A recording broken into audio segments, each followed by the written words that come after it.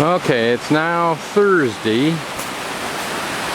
the 14th, I think it is, and I'm on my way up the chairlift to Glacier Martial, which probably is what's straight ahead of us. I'm guessing this is also used for skiing once the snow kicks in. A little bit of blue sky trying to poke through a relatively thin cloud cover, which is better than yesterday, and that's a good thing. In earlier days, I would have just hiked up the road just for the challenge, but no more. Some color changes in the trees, reflecting probably the onset of fall. To what extent trees change, I don't know, but it's a nice diversion from the green.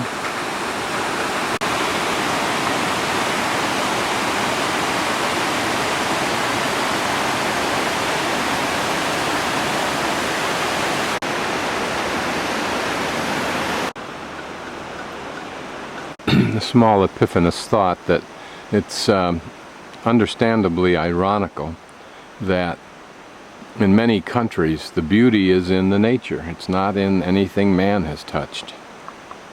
The only good thing about this right here is that man's chairlift makes it easy for me to get up and experience nature.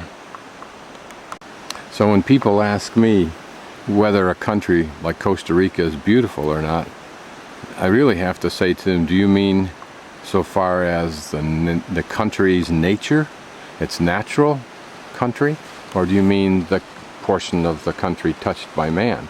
Because if you're in France, you can say both many times. But I'm not sure that you can say both in countries that are second and third world. Although there may be attributes of their culture that are very beautiful, such as the camaraderie of family members in Costa Rica, the affection.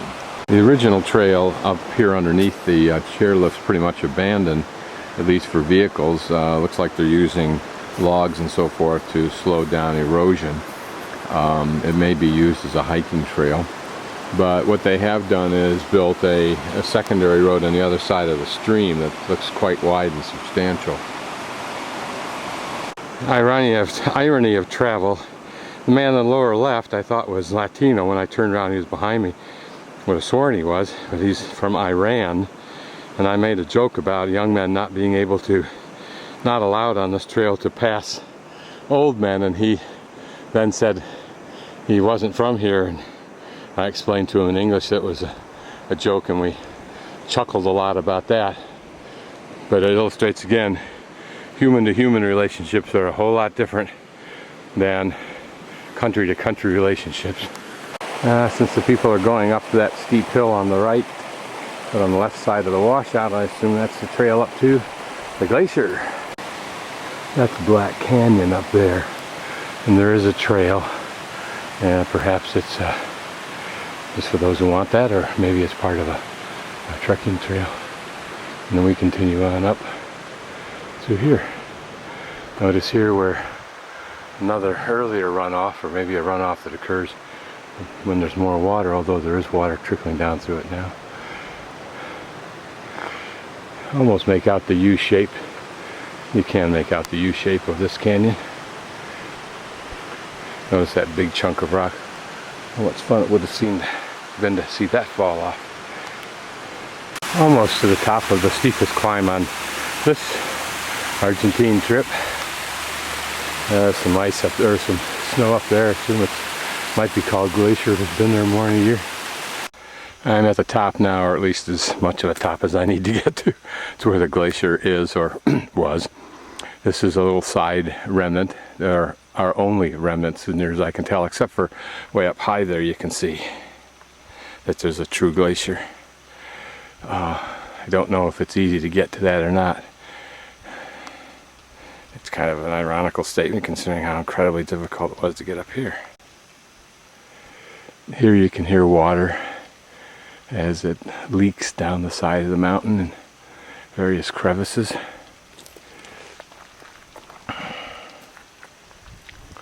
You can see what are probably moraines Some of it is anyway. But at this point it's like fingers of glaciers that over time created what's here. The broader architecture, like the U shapes, are from when the glacier was huge. But there's ledge I'm standing on, and there's one parallel to it.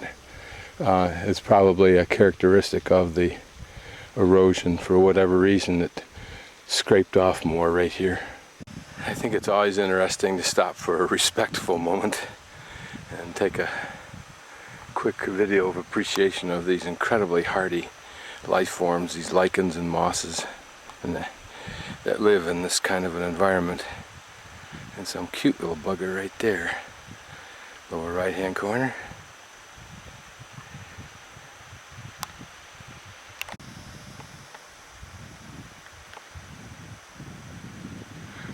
Some form of lichen living on top of that moss.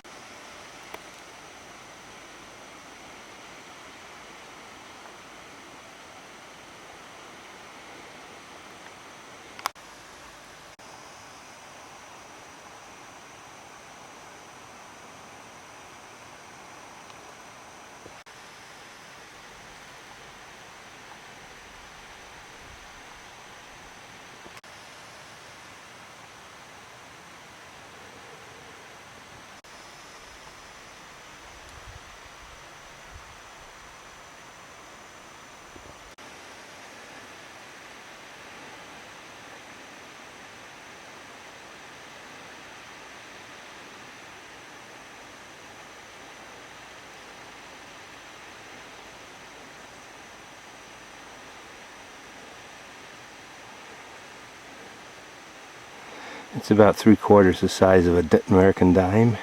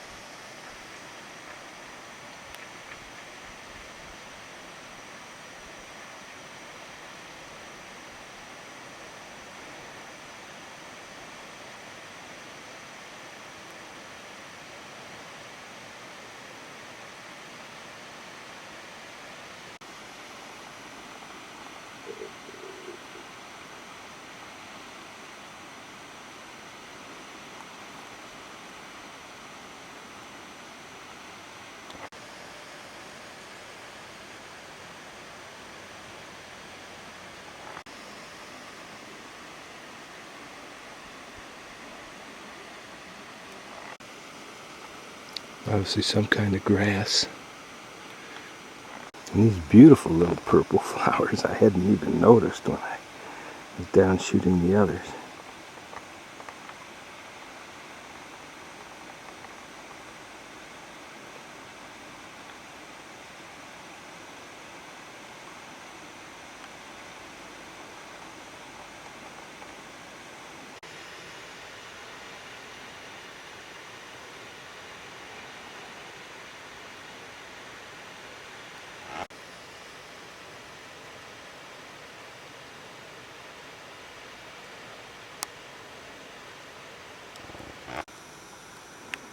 These are very small.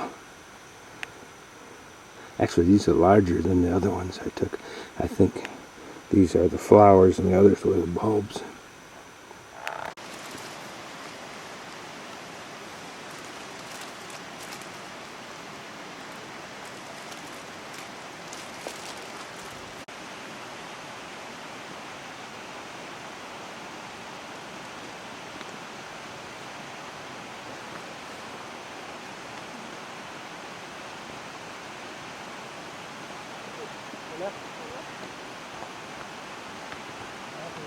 That pinnacle probably fairly easily achieved by the young, strong, and agile.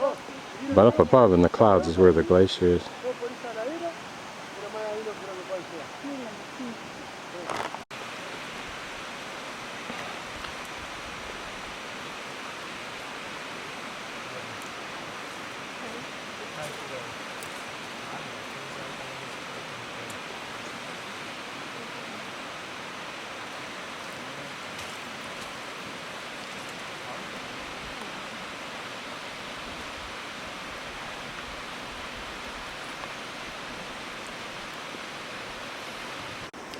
A little hint of the mountain above us, but not much.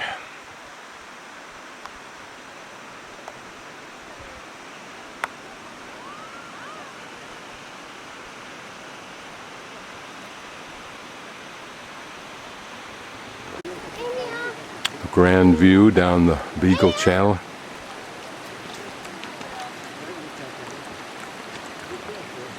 Airport is off to the right, you can see.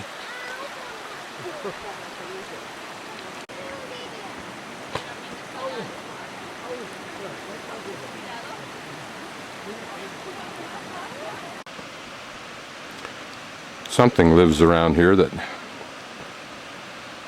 I can't see, but he can, or she can.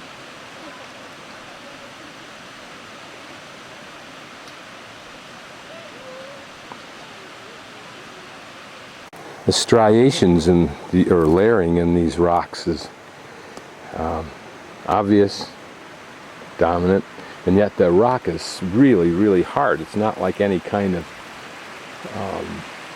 sandstone or sedimentary type of rock that I've encountered. Maybe it's gone through some metamorphosis. You can see on the rocks up there too, the big ones. Same thing. I can't tell whether the little yellow dots are flowers or not.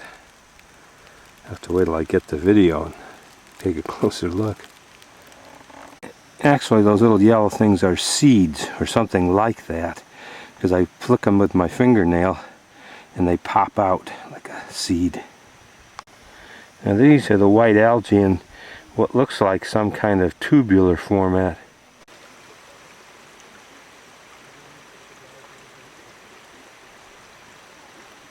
It's fun to wander around these microclimates with the telemacro.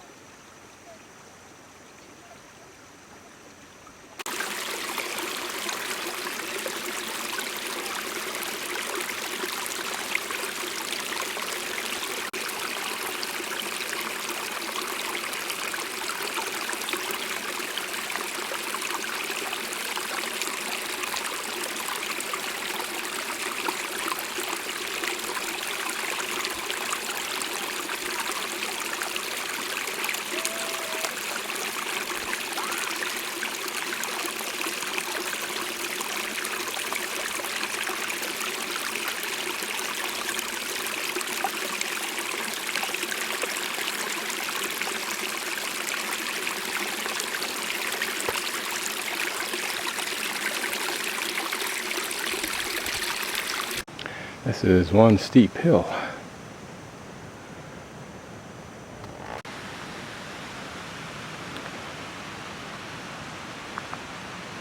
Going down is only different, not better. Just a few hundred feet generates changes in the plants.